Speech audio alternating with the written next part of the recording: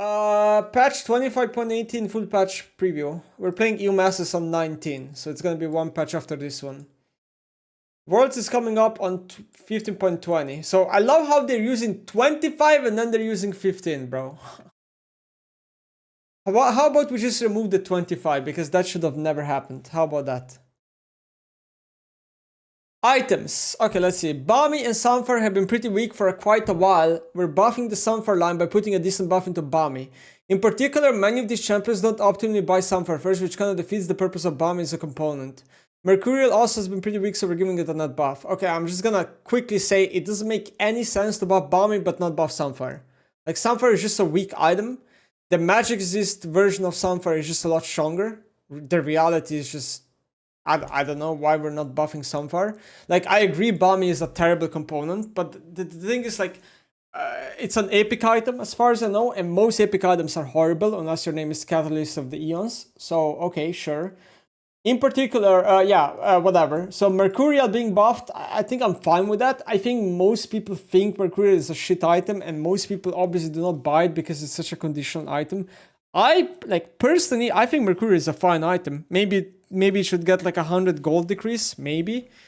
Maybe it should get like a little bit more stats, sure. I don't think it's wrong to buff the item, but I also don't think the item is weak. It's just that the item is only used by the top 0.01% of player base, well, because those are the only players that will understand when to buy the item and how to use it. Yunara, we're happy with where Yunara has landed overall. Now that her mastery curve is starting to catch up, pretty overpowered. And there are two key areas that seem immediately off that we want to correct now. The first is how strong she is at early levels with high E move speed, lethal tempo, Q reset and range, especially given her scaling profile. The second is her E uptime, especially later in the game, given that we kept a few mastery moments in like ERE, E being off CD when R wears out. Long term, we want to move her off E second max, as pros and elite players unsurprisingly use this spell 30 to 40% more than regular players, and it's very powerful in ways that aren't immediately obvious. Base W is also paying cost for it, being a spell that feels limp for the majority of the game. It's actually pretty fun when the spell does damage. Okay, that is really weird. We have some difference in opinion here.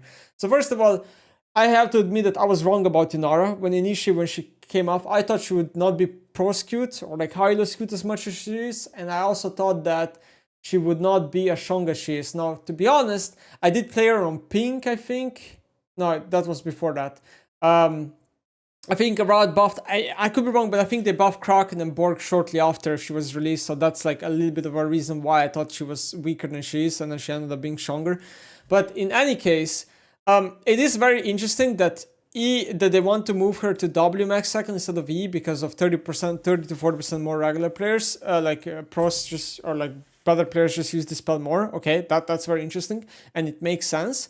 But I'm not sure what they mean by W being a limp spell. Like, what? W is a fucking good spell. Like, if you were to ask me how to nerf Yunara without like looking at stats of which spell players use more, I probably would have nerfed either her ult, because I think it's like, she's just like Zari, she presses ult and then she just wins anything. It's kind of brain dead, and the ult is like very long. Maybe like that's what I would have done, or I would have nerfed W, because I think W is insanely OP.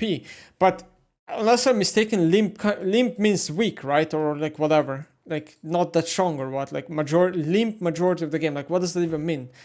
Unless I'm misunderstanding English, like I think this spell is insanely strong, but maybe it's only strong for me because I know how to use it, or the players I play against are better. Maybe it's just in silver, Yunara players just don't know how to use W, so the spell is weak. I don't know. I personally think this spell is insanely OP, so there's some difference in opinion here. But it is very interesting that Yunara has gone out of nerf for this long, honestly. I think if you look at a new release like Yunara, usually a champion would get gutted much faster than she did. Like Ambassa, for example, got the nerf way faster than Yunara did, and they were in a very similar spot where Ambassa started really weak win rate, but the mastery curve was like very high, right? And Yunara was kind of the same. So yeah, I think Riot is kind of late on this nerf. Illaoi, after the changes to Illaoi a while ago, her tentacles can sometimes unsatisfyingly fail to slam on a spawned E-Vassal.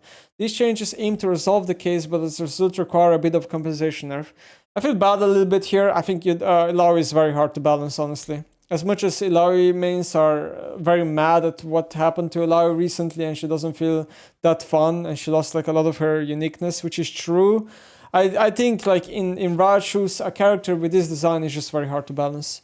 Briar, now that Briar has hit her mastery curve saturation, she's a bit too far in hard levels of play.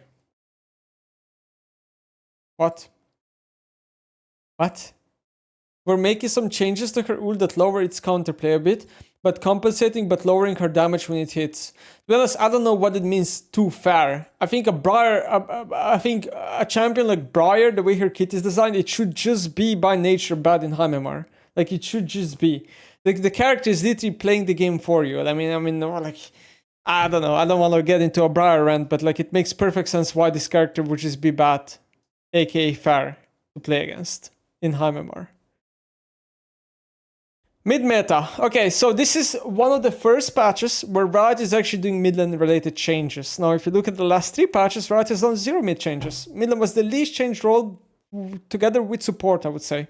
The last 3 patches, now things are actually happening on mid-lane. Cool.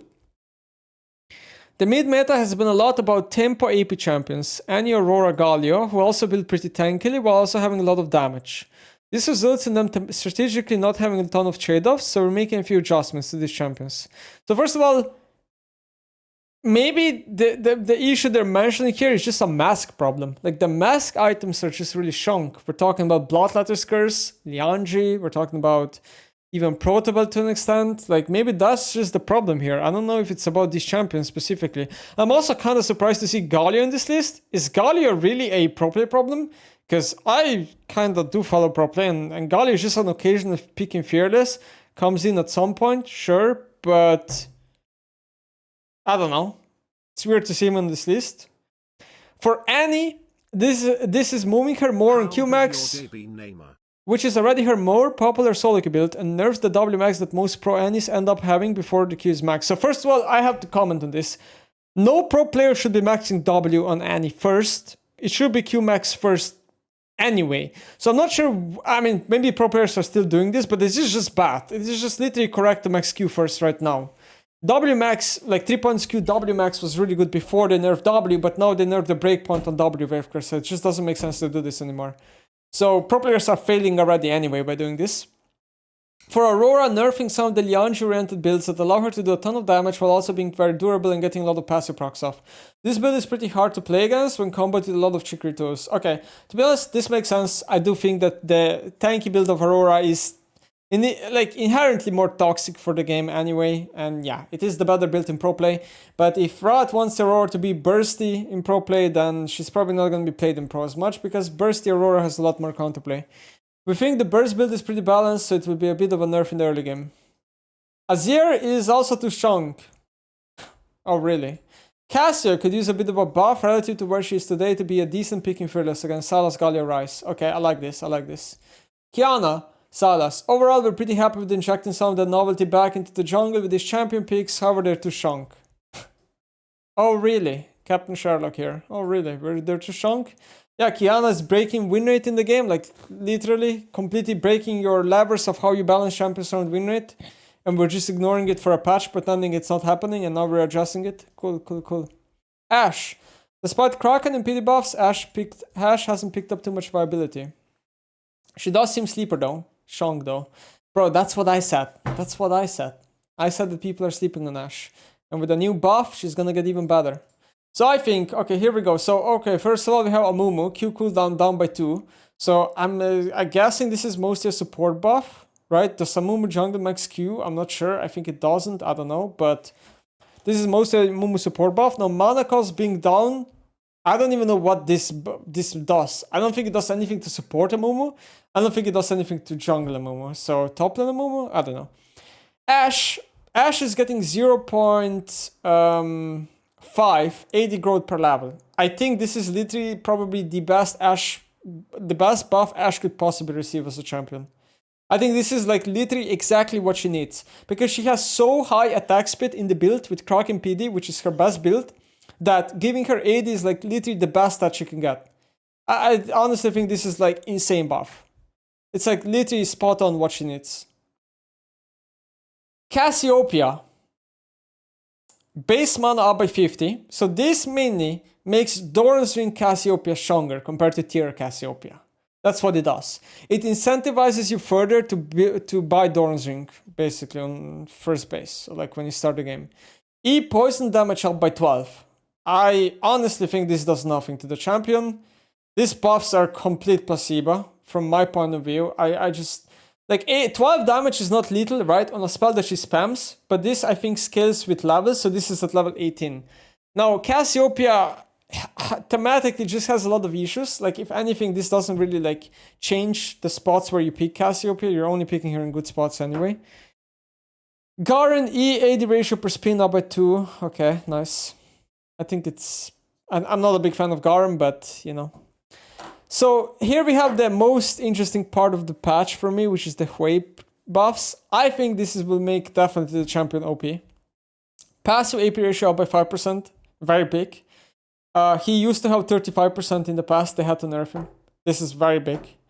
WQ, move speed up by flat 10% and bigger scale. I'm telling you right now, this spell will be OP. This spell will be straight up OP. This number is way too high for this spell. I think they should have maybe buffed it by 5% if anything. 10 is way too much. I wouldn't even put this buff in the patch, but I think this spell will be OP. I think this spell is very high-low/prosecute because it's just better used by high MMR players. This is especially strong mid to late game when you have a blue and you can spam this spell, because without a blue you need to cast WEs mostly. And then the E AP ratio, this is something, so all E's are getting 5% more AP ratio, which is nice, right? A little bit more damage. This is something that I said multiple times, that the E has horrible AP ratio and should be buffed. I'm glad they are kinda going late game buffs. I did say that HWEI for me would be ultimately more fun if he was better late. They're actually mostly buffing him late here. I mean, these are all just late game buffs. I think these buffs are probably too strong. I mean, I think these are at least 1% win rate, and he's gonna be like, what, 51% win rate, and then he's considered too strong anyway. I know they're buffing him mainly because they want him in pro play, sure. So they're probably not gonna buff him, nerf him before Worlds.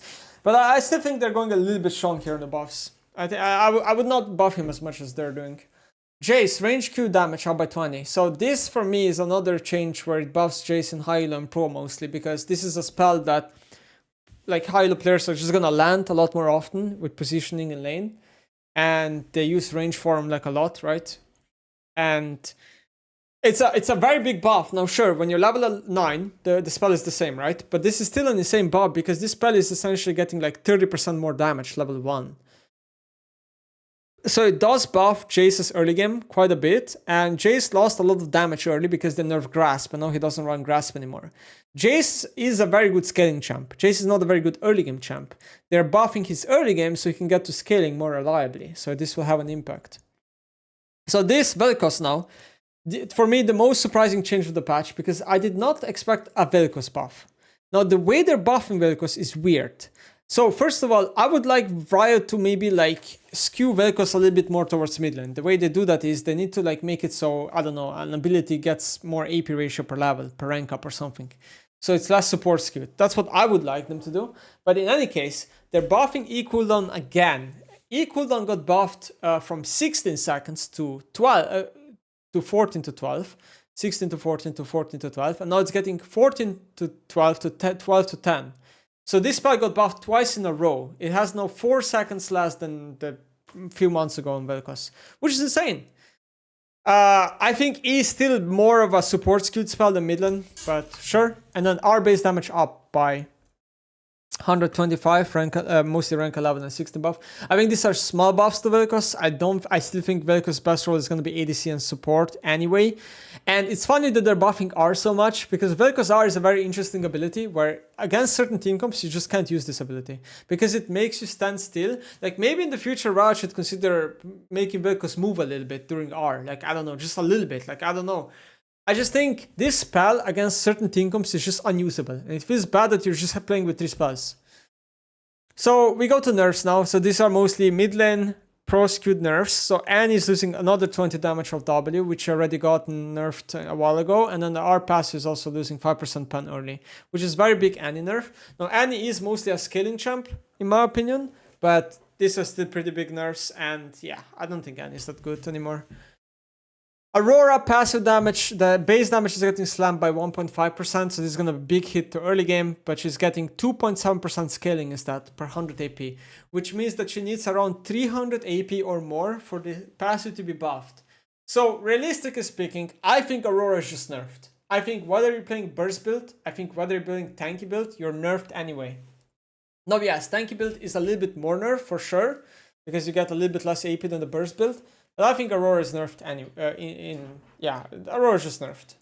And this will also impact like Aurora top maybe a little bit more, right? Because on top lane you're facing against more HP targets like Sion and Sant and stuff like that. So you're just doing a lot less percent damage. Azir attack speed growth 0.5% down. Okay, so damage loss there, double AP ratio reverted. So no longer having 65, now goes back to 60%. Yeah, okay, sure. This is like 1% win rate loss or whatever. Is Azir still gonna be good in pro, guys? That's the question. I would say probably yes. Now, HWEI is getting buffed, and HWEI is a good matchup for Azir. Is a good HWEI is good into Azir, so that's one champion that is pretty good into Azir being buffed. And recently we had like Ziggs buffed, and we had like Xerath buffed, and we had like, I guess Vel'Koz is maybe a little bit good into Azir, but not that much. So we have some champions in the meta that are thematically kind of good into Azir, right? But at the same time, Azir will still be played in pro. Galio. Honestly, a bit surprising to see Galio. I do think it's strong. I don't think it's a pro play problem. I don't think it's a solo queue problem. So it's weird to see the champion being nerfed, in my opinion.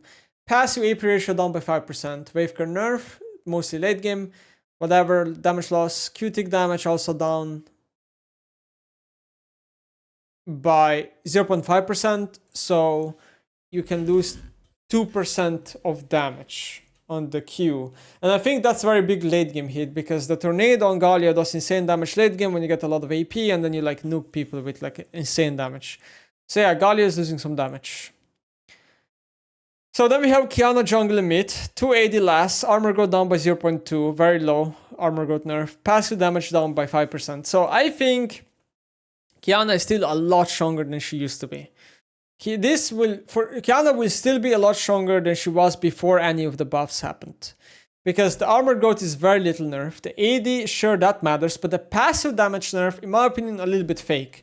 Because in a lot of instances, Qiyana will just use the same mark over and over again. Like, this passive damage is just so fake. Like, if the target is low, you're just gonna use Earth twice, you know what I mean? Or maybe you're just gonna use Grass twice. So this does not have that much of an influence. I just think probably a little bit bigger nerf from mid lane Qiyana, if I'm thinking here, than jungle. But yeah, I think she's still gonna be good.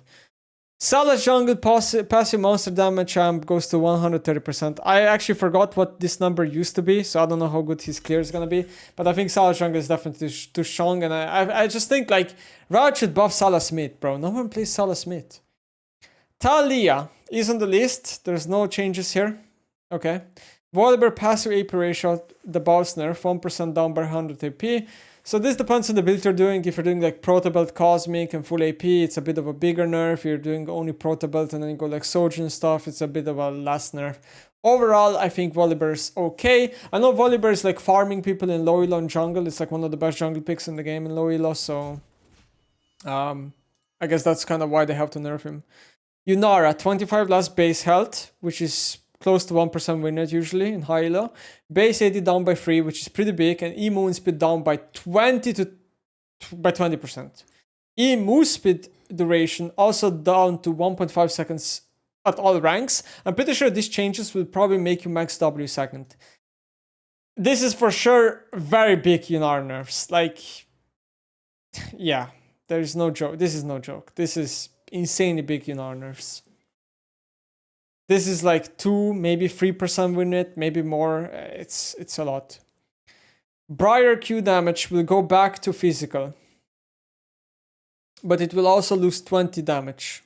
So it's like mega nerfed, because magic damage is usually stronger than physical, right? Champions have more armor.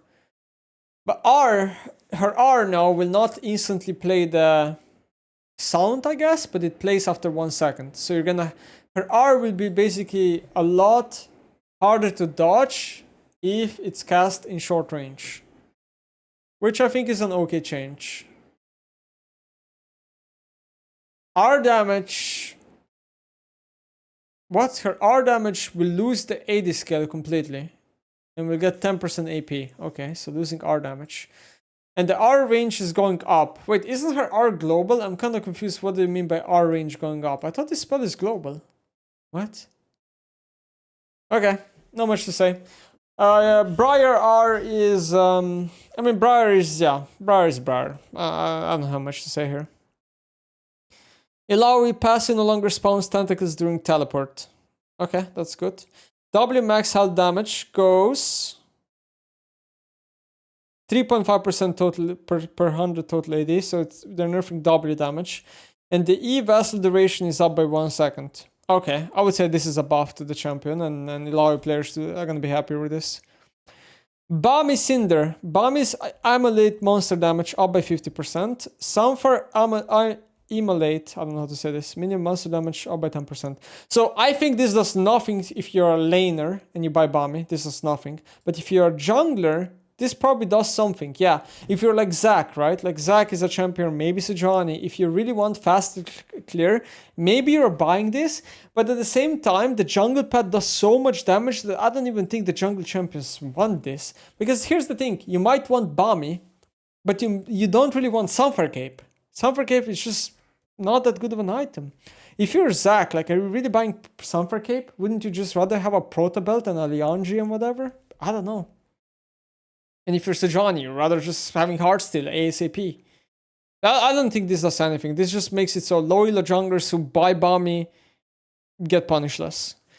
Mercurial Scimitar, 10 more AD, 5 less MR, active MS durations up by 0.5. Okay. Decent buffs, they're totally fine. I don't think they're gonna make or break the item. I think the item is still gonna be very niche and bought very rarely. But yeah, overall, I don't know. The patch is like okay. There's like a few more mid lane changes at least, so it's good for my role. I'm kind of happy. It does like target some of the oppressive mid laners that are like very OP in pro play or high MMR, like Azir and maybe Talia again and Aurora, which is true. I'm trying to think like what else should I target? Like what champion did not get a nerf this patch that should get a nerf but didn't? What are we thinking?